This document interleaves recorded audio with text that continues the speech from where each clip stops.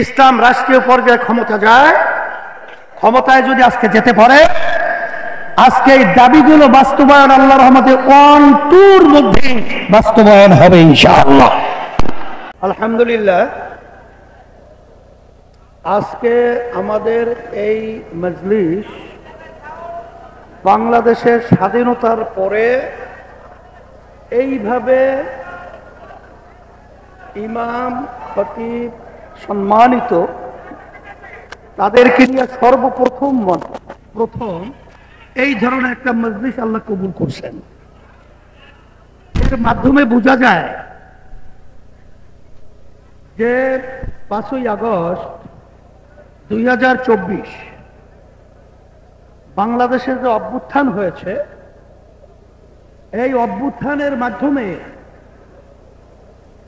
এখন বাস্তবতা হলো যে ইমাম এবং খতিব সহ সম্মানিত যারা রয়েছেন তাদের আজকে দ্ব্যর্থহীন কণ্ঠে স্বাধীনভাবে আজকে কথা বলার, আলোচনা করার একটা পরিবেশ আল্লাহর রহমতে তৈরি হয়েছে। আজকে যে আমাদের দাবিগুলো নিয়ে এখানে সম্মেলন হচ্ছে, আমার মন বলছে যে আল্লাহর রহমতে সারা বাংলাদেশে সফর করার পরে 53-54 বছরে আমাদের দেশে ইসলামের পক্ষে ওলামায়ে কেরামদের আজকে তাদের পক্ষে যে মাঠ তৈরি হয়েছে, এই মাঠ কিন্তু আগে 53 বছরে আমরা দেখি নাই। এখন আমাদের এই দাবিগুলো বাস্তবায়নের জন্য আমাদের আজকে শপথ দিতে হবে, প্রতিজ্ঞাবদ্ধ হতে হবে যে বাংলাদেশে শতকরা 92 জন আমাদের মুসলমান বসবাস করে। এই দেশের ভিতরে ওলামায়ে কেরাম, বাংলাদেশের রাজধানী ঢাকাকে বলা হয় মসজিদের নগরী। এই দেশের ভিতরে বুলন্দ আওয়াজ থাকবে ওলামায়ে কেরামদের, ইমামদের, খতিবদের। এই দেশের মধ্যে আর নাস্তিকতা এবং যারা নাকি বিশেষ করে ফ্যাসিস্ট, খুনি, চাঁদাবাজ, এদের দৌরাত্ম্য বাংলা জমিনে শেষ। আমি বললাম বাংলা আজকে মাটি তৈরি হয়েছে, আমাদের আওয়াজ তুলতে হবে, ইমামদের ইজ্জত রক্ষা করতে হবে, খতিবদের ইজ্জত রক্ষা করতে হবে।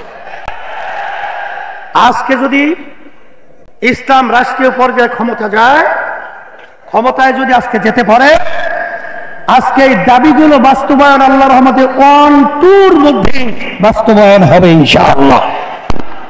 আর আমি যেটা লক্ষ্য করেছি, যদি আজকে আমরা একতাবদ্ধ হয়ে ইসলামের আওয়াজকে আমরা বুলন্দ করতে পারি, তাইলে বিগত দিনে আমাদেরকে যারা বারবার বোকা পেয়ে ধোঁকা দিয়ে আমাদেরকে ক্ষমতার সিঁড়ি হিসেবে ব্যবহার করে, বারবার ওরা যে আমাদেরকে নিয়ে যে অপমান অপদস্থ করেছেন, আলেম ওলামাদেরকে, ইমামদেরকে যেভাবে নির্মম ভাবে বিভিন্ন কেস, মামলা, হয়রানি, গুম, খুন, এটা আল্লাহর রহমতে আর দেখতে হবে না।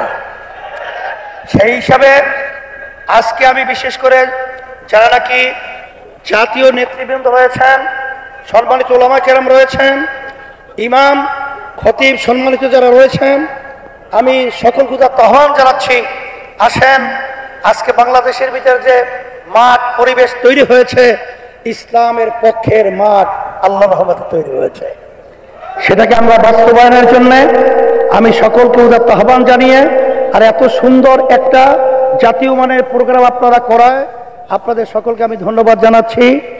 আমিও আপনাদের সাথে আল্লাহ যদি কবুল করেন খাদেম হিসাবে আপনাদের এই দাবিগুলো বাস্তবায়নের জন্য আল্লাহর রহমতে আমরা চেষ্টা করব। আল্লাহ কবুল করুক। সবাই ভালো থাকেন। আমি দোয়া করি, দোয়া চাই আল্লাহ যেন আমাদের সকলকে দুনিয়া বা আখিরাতে সর্বদিক থেকে কল্যাণের ব্যবস্থা করে দেয়। আখির দাওয়ানা আলহামদুলিল্লাহ।